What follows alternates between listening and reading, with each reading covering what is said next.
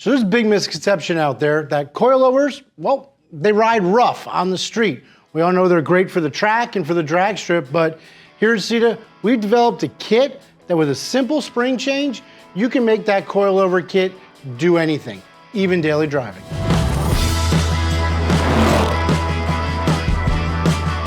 Scott Bodie here with Hot Shoes Glenn Vitale. Don't get him behind the camera nearly enough, so we dragged him out of the office today, and we're going to talk about our coilover kit.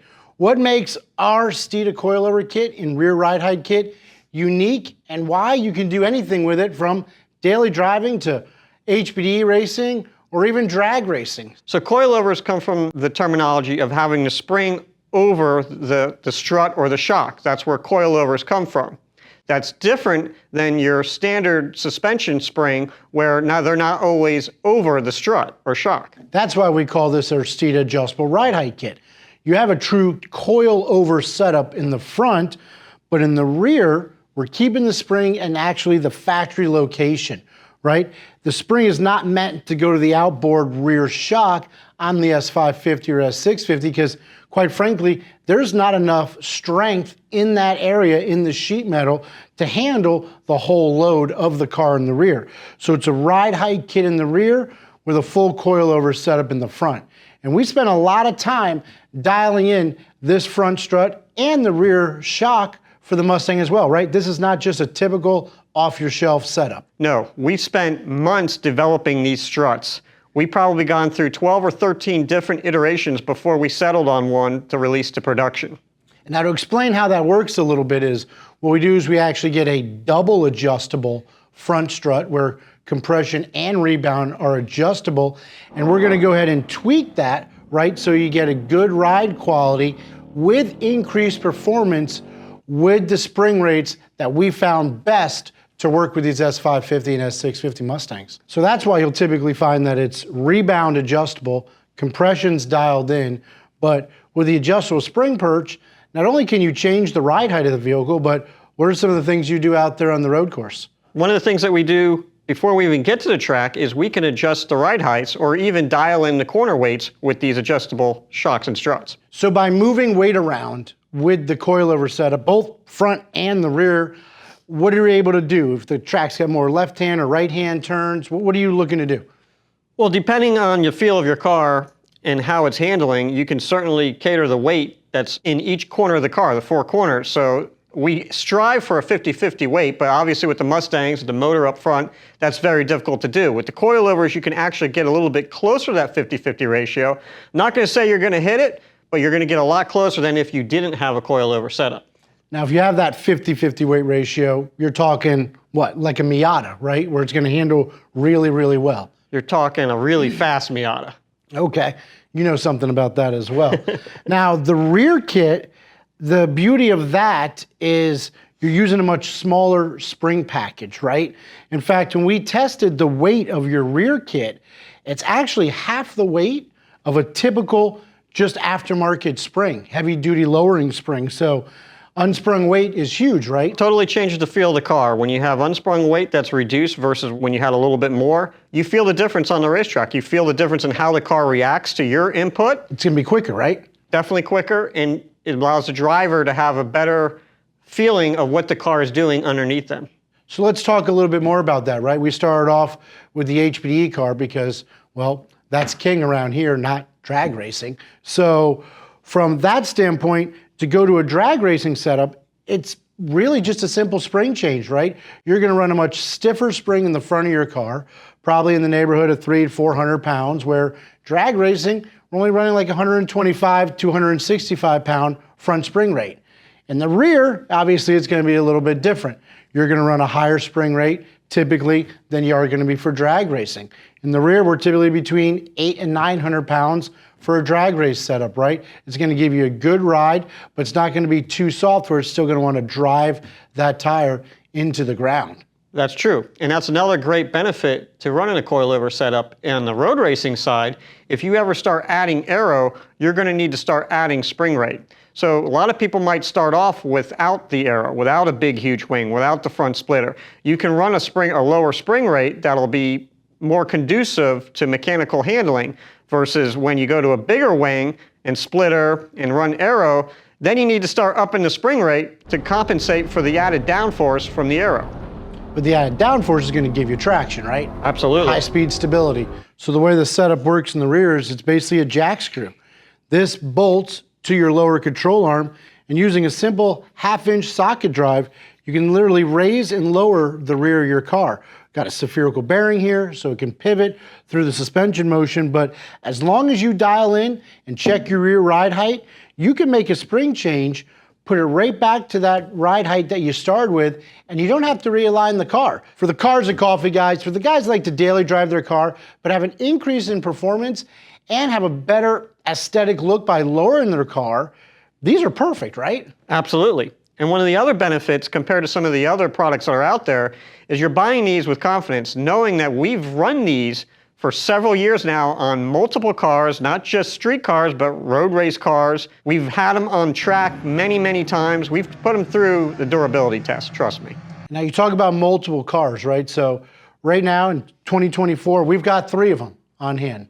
We've got the Silver Bullet drag car, the white HPE car, and Dario's daily red car. And that's just S650. Yeah, but each one of those cars runs this kit. Yes. And each one of those cars does something completely different. Yes, each one of those cars are set up to do something completely different. So we've dialed it in. Sometimes people want to pick their own spring rates and things like that.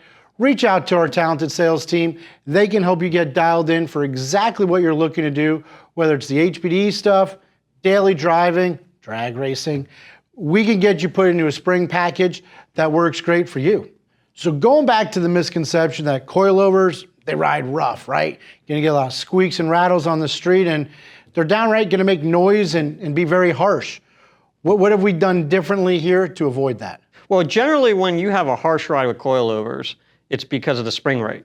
You've got the wrong springs on your car if it's too harsh. And that's typical also of a road race setup. You know, we like a stiffer spring rate, but that doesn't translate well to the daily driving on the street where you have potholes, manhole covers, railroad tracks, all that kind of stuff. You want a softer spring rate for. But the other thing is obviously the adjustability. We've taken a lot of guesswork out of the front strut and the rear shock because, like we said, we got the compression already dialed in. In fact, we found that it worked really good on the drag setup because while we developed it for the street and road racing, we like a lot of compression in the rear of the car. The days of squatting the rear of the car down into the ground, those are long gone. Tire technology has come a long way, and we actually do want a lot of compression in the rear upon launching because we want to drive those tires into the ground to provide as much traction as possible. Another benefit for drag racers is these new drag and drive events, right? You're loading up fuel and tools into the rear of your car. Well, that added weight is gonna cause the back of the car to sit lower. With a simple 1/2-inch socket drive, you can now raise the rear of your car so your tires do not scrub, and you can compete in these drag and drive events. Once you get there, take your tools out, take your spare fuel out, and lower your car back down so it's sitting properly to allow you to hook going down the track. The other thing is say your car's naturally aspirated, right? You're running a 28-inch tall Mickey Thompson tire in the back, but you have plans to add a Whipple. Well, when you add the Whipple, typically speaking, you're gonna go from a 305 to a 315 rear tire. Now that's gonna increase the tire diameter from 28 inches to 29.4 inches.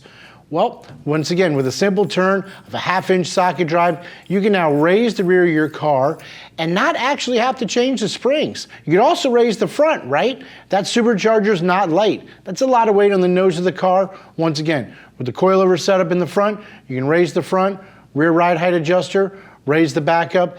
This kit simply does everything. Whether you're HPDing, drag racing, or daily driving your car, reach out to our sales team. They can help get you dialed in with the correct spring rate. And let's say you like to do 1 or 2 of those things. You can get multiple springs, and therefore, you know, in a half hour, 45 minutes, swap the springs on your car and be able to go hit the track. If you're looking to install this kit, here are the tools required.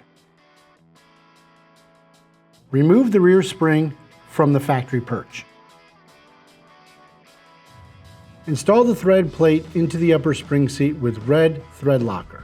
You'll want this loose to give you room to get it into place. Bring it over to the vehicle and install it up top.